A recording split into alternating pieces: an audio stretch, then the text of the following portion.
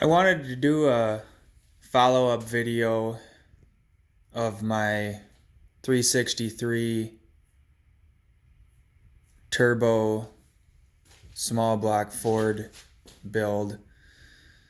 I've done a dyno video and the first start video, but one thing that always bugged me with all the car shows is they show some pictures of the final build and the car going down the road, and then they never talk about all the problems that happen within the first few thousand miles. So just a half a dozen things or so I wanted to touch on here with the build. Overall, it's been very reliable.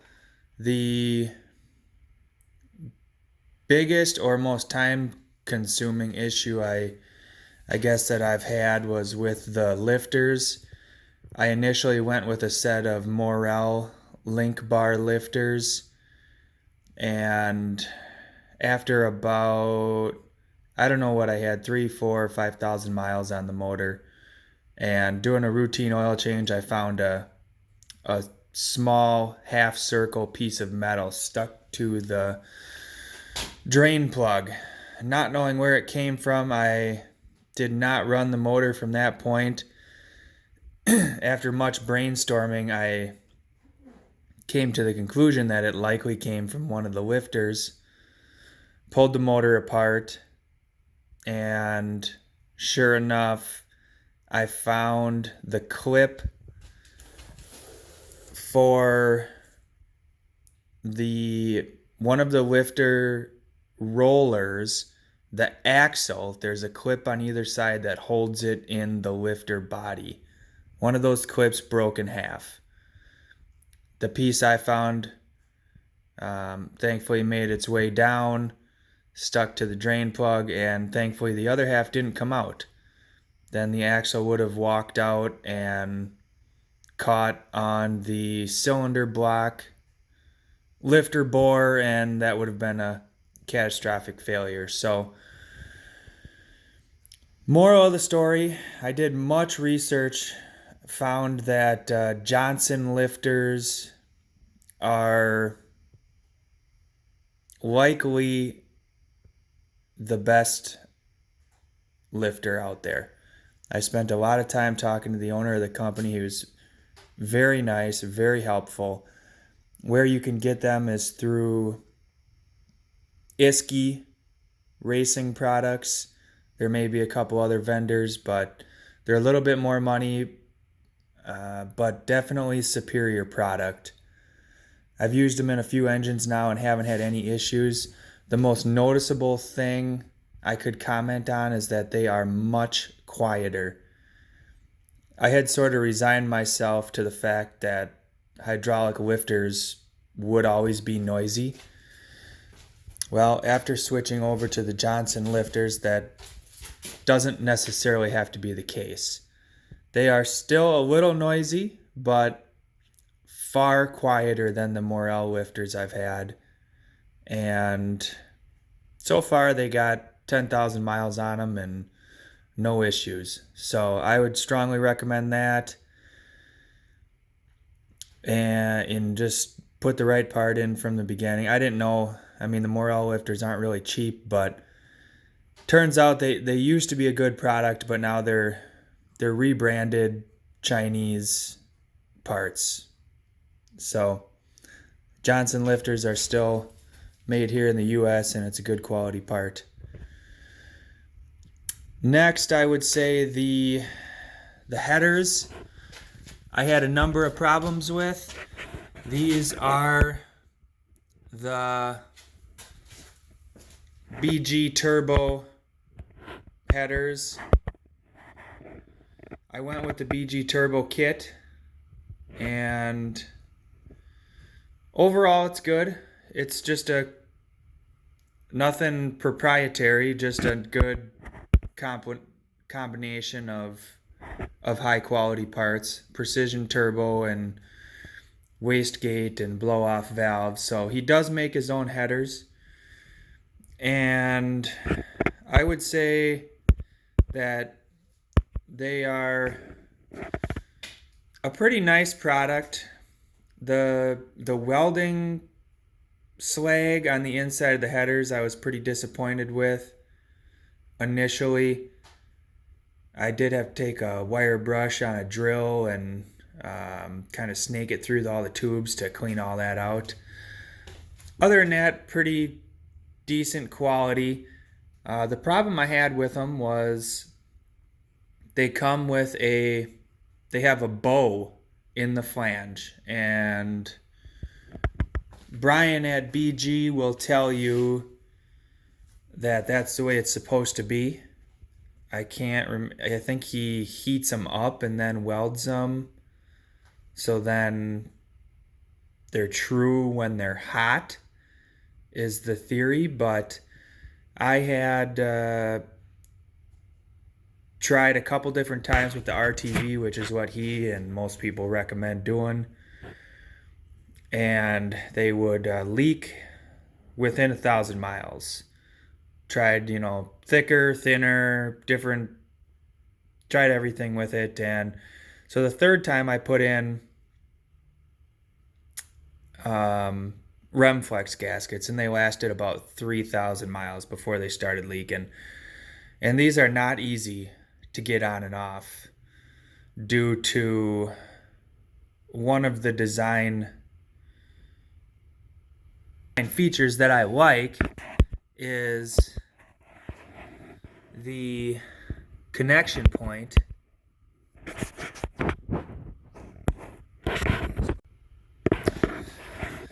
The connection point, you can't really see underneath the crankshaft pulley there.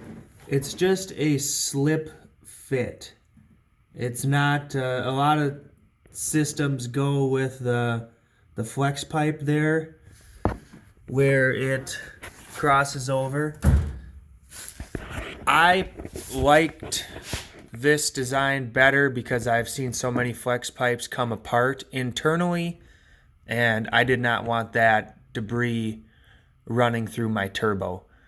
So this is just kind of a slip fit. I put that band clamp on there and put some high temp RTV in there, and the exhaust leak is very minimal. It's not noticeable unless you're laying underneath there with the car running. You can hear a little noise. But anyways, because of that design, it makes it very hard to get these headers on and off. But ultimately, I think it's better. So after the third time these leaked, I went ahead and machined the flanges flat against the recommendation of BG Turbo.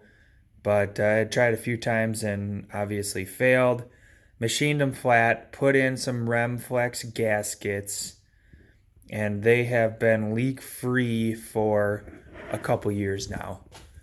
So take that for whatever it's worth to you. I'd say either get some different headers, or if you get these, they are good headers, but require some work to make them reliable. On the turbo side of things, the only issue I had was with the drain. I'll try to get a good view of it there. It goes down into the oil pan just in front of where that bracket is. So the most important thing here is I had an oil pan that had a fitting welded on it in the wrong spot. It was too far back. You can see there where I have the plug in, and that is where most of the companies recommend you drill the hole.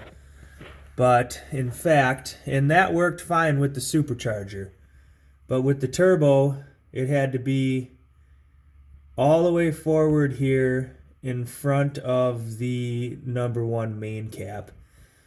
What would happen would be after a sustained pull, second, third, fourth gear, where I was running high oil volume through the turbo, the drain line would back up, and due to the high RPMs throwing oil back into the drain line would back up, and then it would start to smoke.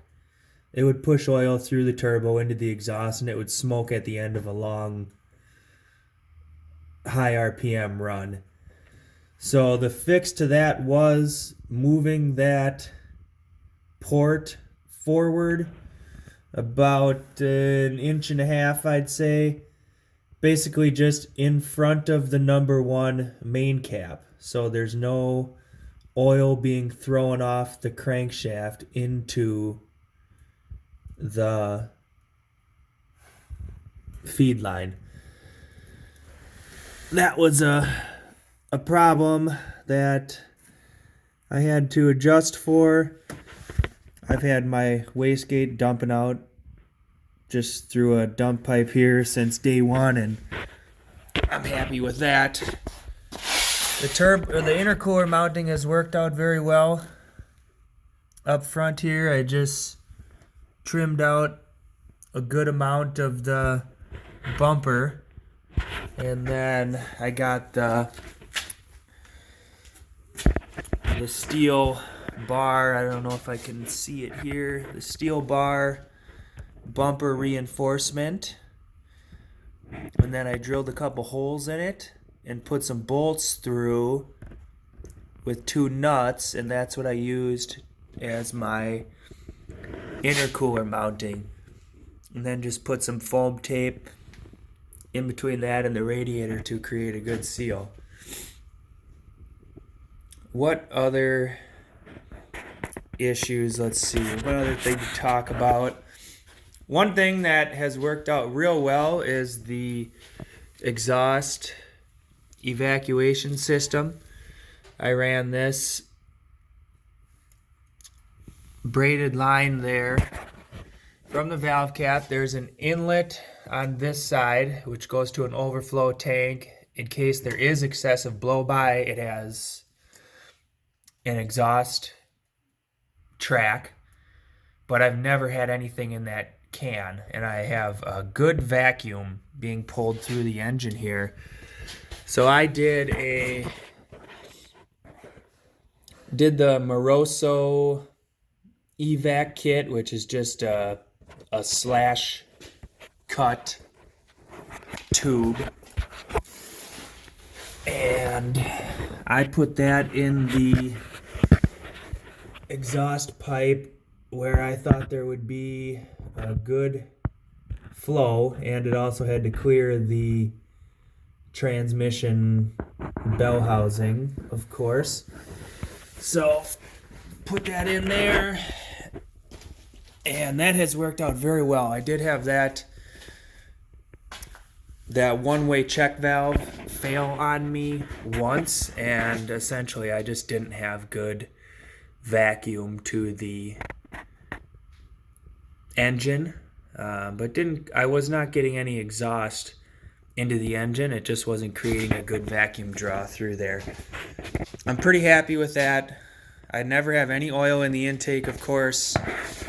The only downside is if you are cruising for a long period of time, 20, 30 miles or so, where you have low boost and very low blow-by, high exhaust velocity where it's creating a strong vacuum, it will end up pulling some oil vapor into the exhaust. And then when you go and hammer on it the next time, you'll see a little smoke come out for about 5 seconds or so. You know, if I'm in second gear and I go and do a pull, I'll get a puff of smoke, and then after that it's just fine. Let's see, what else? Any other issues I've had? My edlebrock water pump did leak after about 5,000 miles, and I had the same exact problem with edlebrock pump on a different motor. So I do think it's a good pump, but One thing that can be done to help prevent that is turning your motor over regularly when it's stored. Like once a week you want to turn it over just so the belt tension doesn't cause pressure in one area. Turn it over, and then that's good for your valve springs also. I did have the ignition pickup in the distributor fail, and I swapped that out to a OEM Ford unit. Haven't had any problems since then. This throttle body is not really a problem, but I went with the 80 mil AccuFab race version, which is a very nice piece. It worked well with the supercharger, but with the turbo it's a little bit too large, and I have a tip-in hesitation, not even a tip-in. If you go and stab the throttle, there'll be a split-second hesitation, and I'm 95% confident that's being caused by a air velocity issue. I think this throttle body is just too big, and with the turbo, the air velocity is too low at low RPM, because if you have the RPM up at 2,000 or 3,000 and then you stab it, it's perfectly fine. So not really an issue, just something. If I were to do it over again, I'd probably get a 70 or 75 mil throttle body for this setup. The radiator, you can see I got a Fluidine in here now. I initially went with one of the cheaper $200 versions, and I warrantied out 3 of them. The longest that one of them made without leaking was a year. So the company was great. They kept warrantying them, but ultimately I just got sick of that. So bought the nicer one. Haven't had a problem with that for 2 or 3 years now. It's been good. So I feel like the combination is pretty well dialed into it's pretty reliable now. It's got a Dash 4 oil feed line. This is a journal bearing turbo Dash 4 oil feed, no restrictor in there, and I have 0 issues with that. Trying to think if there is anything else that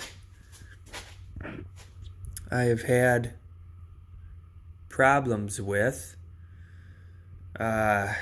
Oil,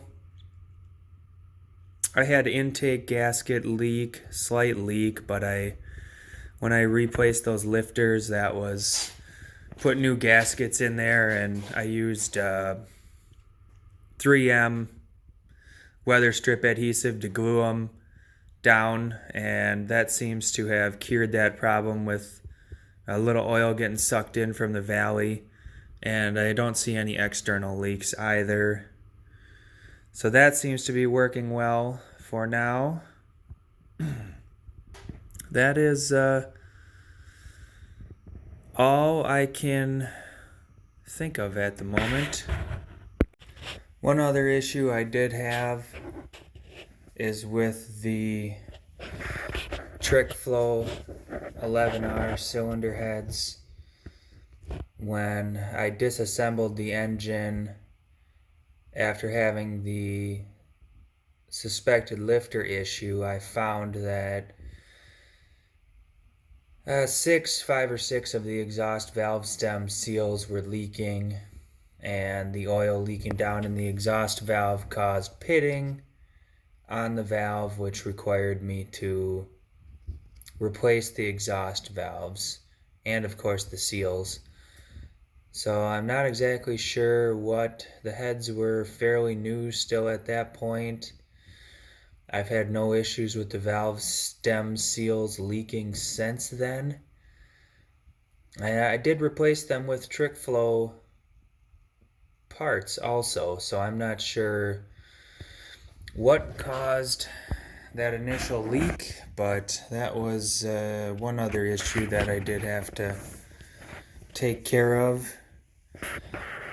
Continuing with the powertrain, I do have the Tremec tko600 transmission, and this was, I gotta say, kind of a disappointment. I'm not impressed with the transmission. It is, of course, it's a stout unit. It can handle the power, but the shifting is not great. It leaked from day one, from brand new, first off, and within 7,000 or 8,000 miles, I was getting a grind when upshifting from fourth to fifth, and then downshifting from fourth to third. If I didn't rev match perfectly, I would get a grind.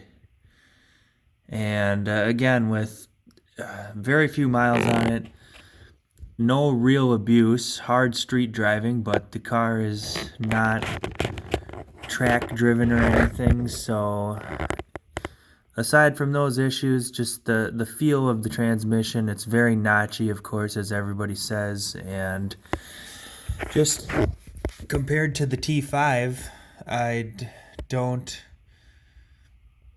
like the feel of it.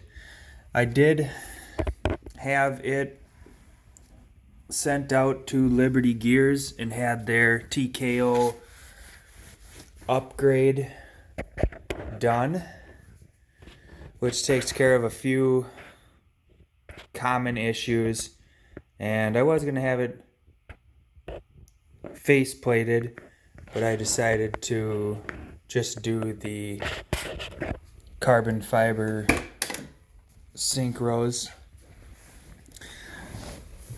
I'm happy that I didn't get it face plated, but I don't think that the carbon fiber synchros are any real upgrade.